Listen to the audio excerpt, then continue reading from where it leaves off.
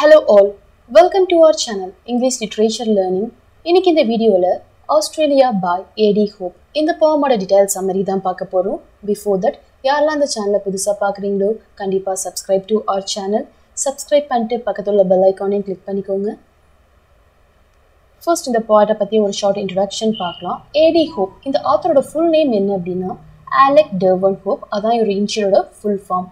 இவர் வந்து ஒரு inborn Australian poet, essayist, critic as well as a teacher.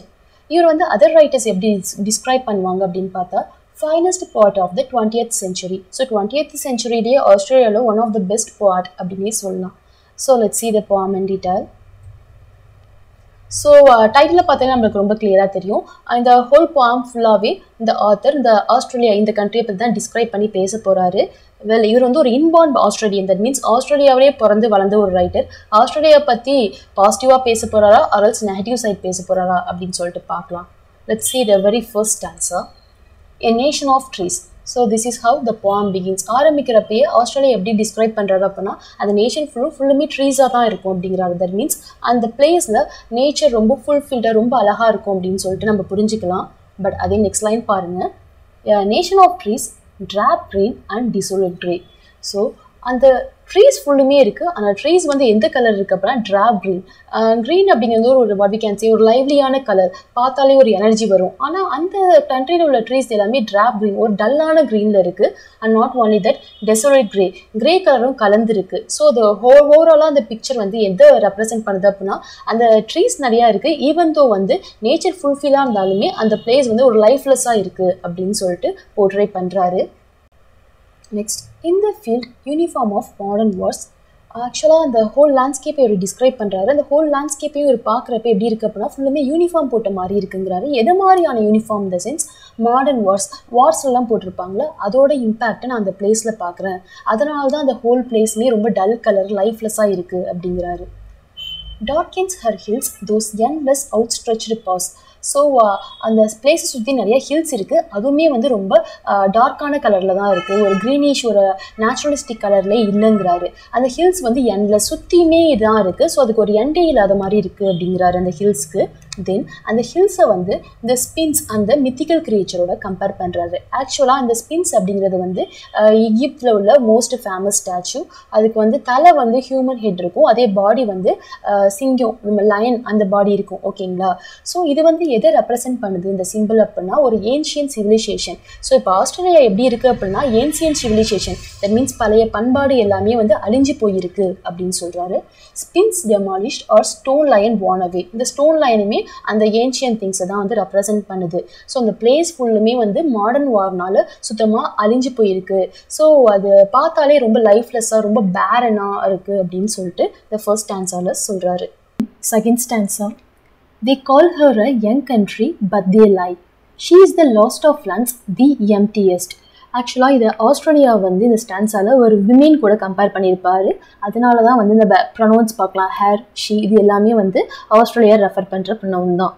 So அவர் என்ன சொல்கிறாரு அப்படின்னா ஆஸ்திரேலியா வந்து நிறைய பேர் இப்போ தான் வந்த கண்ட்ரி அப்படி இப்போ தான் உருவான கண்ட்ரி அப்படின்னு சொல்லிட்டு இருக்காங்க. ஆனால் அது எல்லாமே போய் அப்படின்னு சொல்கிறாரு. ஸோ ஆஸ்திரேலியா வந்து ஜியோகிராஃபிக்கலாக பார்த்தா அது முன்னாடியே வந்த லேண்ட் தான்.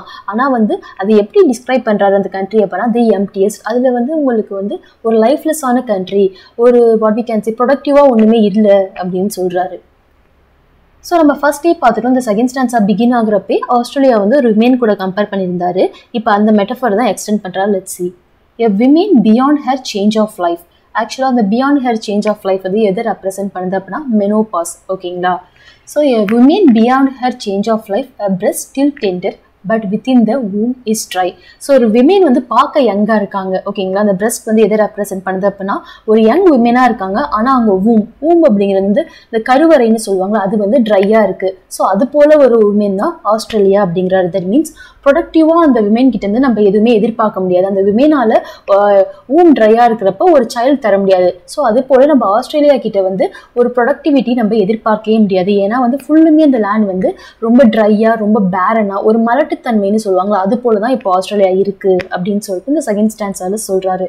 So from first two stanzas நம்மளுக்கு ரொம்ப கிளியராக புரியுது இந்த ஆத்தர் இது வரைக்குமே இந்த போட் ஒரு நெகட்டிவ் ஆஸ்பெக்ட் ஆஃப் ஆஸ்திரேலியா அதான் வந்து போர்ட்ரை பண்ணிட்டு இருக்காரு. Let's see further.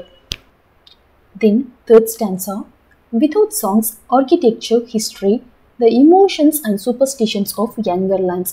இதில் என்ன சொல்கிறாரு அப்படின்னா, ஆஸ்திரேலியாவுக்கு அப்படின்னு சொல்லிட்டு அந்த நாட்டை பற்றி எந்த சாங்கும் கிடையாது. லைக் தட் ஒரு பில்டிங் டிசைன் ஆஸ்திரேலியாவுக்கு அப்படின்னு சொல்லிட்டு தனிப்பட்டதாக எதுவுமே இல்லை. லைக் தட் வரலாறு அப்படிங்கிற ஒரு திங்கே வந்து ஆஸ்திரேலியா கிட்ட சுத்தமாக கிடையாது. அதே look the next line, the emotions and superstitions of younger lands.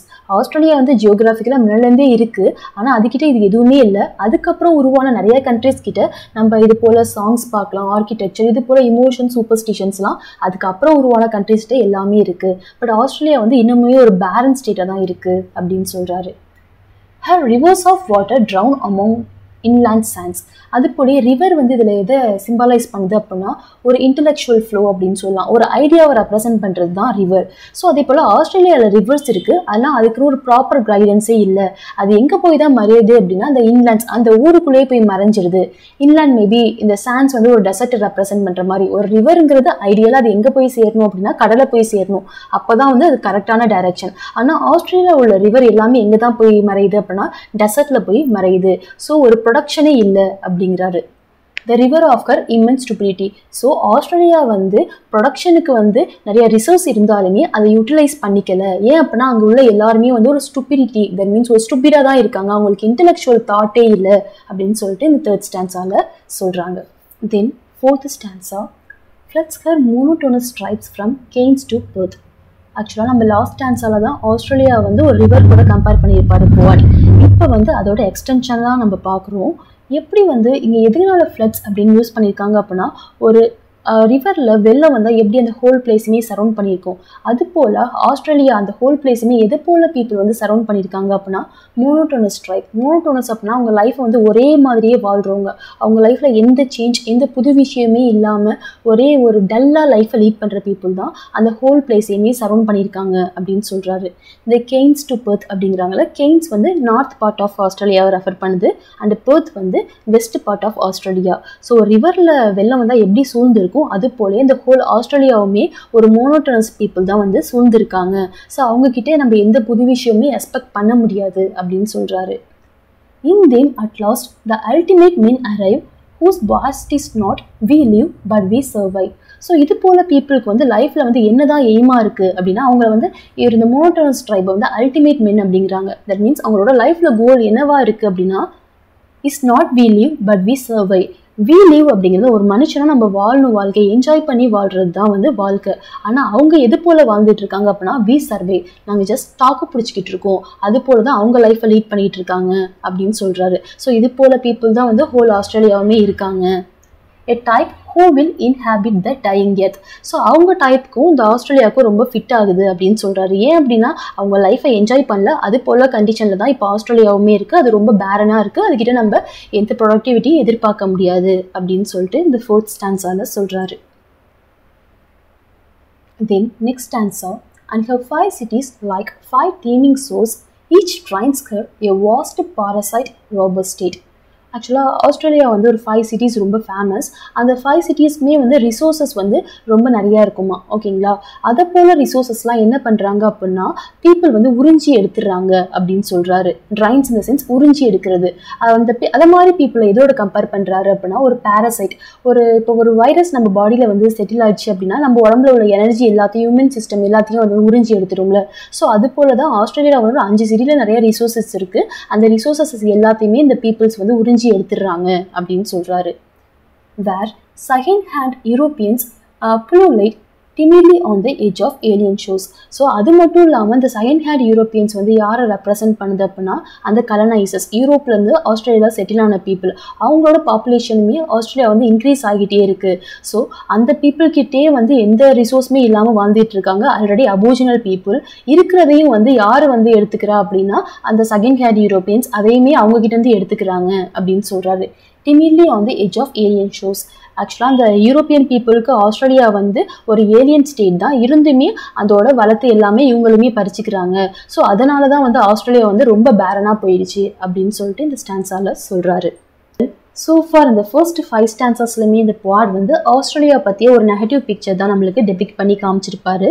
அதே லாஸ்ட் 2 ஸ்டான்ஸாஸில் அவரோட சேஞ்ச் ஆஃப் மைண்ட் நம்ம பார்க்கலாம். Let's see.